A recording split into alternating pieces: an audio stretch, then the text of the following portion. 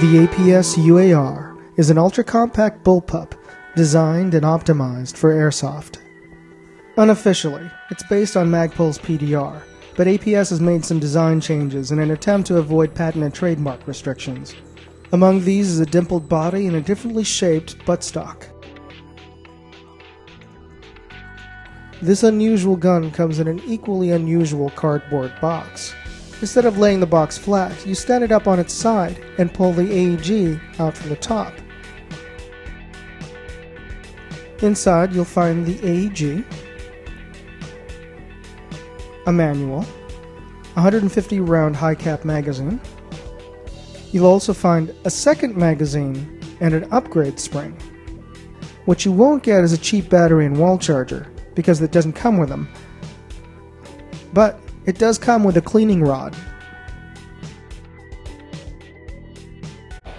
This is the APS UAR. The whole gun's completely ambi. Ambi mag releases, ambi selector switch, raised upper rail, which your battery compartment's inside here. The nice thing about the raised upper rail is you can actually use it with a mask on. You can use all your optics, red dots and things. The charging handle is completely ambidextrous. You can switch sides. It actually locks back, so you can adjust your hop-up unit and then releases. You can release it with your chin or just with your hand. What kind of hop-up unit does it have? I use the standard airsoft hop-up unit. It's a slide hop-up unit that can actually be adjusted on either side. It's like a modified version 3, almost kind of like a AK style? Like an AK style, but because it's ambidextrous, it can be slid on both sides. Oh, okay. Oh, let me get so that it's not dependent on which side you've outfitted it for. Nice, but it uses standard M4 mags? It uses standard M4 magazines. It comes with like two, I think, 150 round high caps. So they're pretty short, but because of the location of the gearbox in the back, you have storage compartments in the bottom, which are pretty cool. You keep, extra CR123s or anything. Yeah, I mean, we literally just did a video on this today. I was pretty impressed. Oh, nice. And I hate bullpups. Well, it's a little awkward sometimes to reload. Yeah. What kind of battery compartment will that fit? Stick types. Actually, interesting thing. This will fit a stick type, right? Mm-hmm. But not a nunchuck. In the brochure that it'll handle like a 7.4 LiPo. Mm-hmm. But I mean, my question is, okay, you've got all this room behind the gearbox.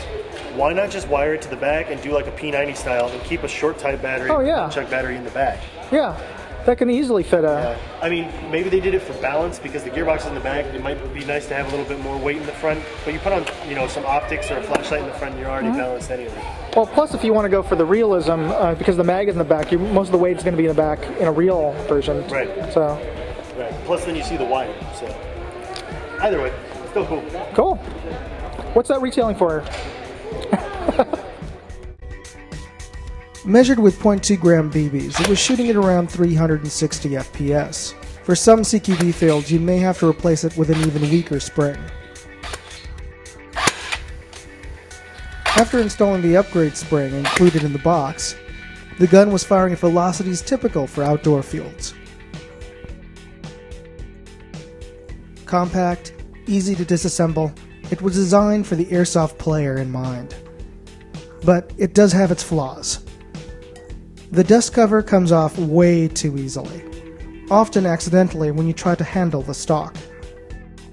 While compatible with most high-cap M4 magazines, its magwell will not accept some mid-cap magazines without filing off part of the lip. Its selector layout is opposite to what you're used to in an M4 or G36, more like an upside-down AK selector. But despite my pet peeves, I ended up really liking this gun.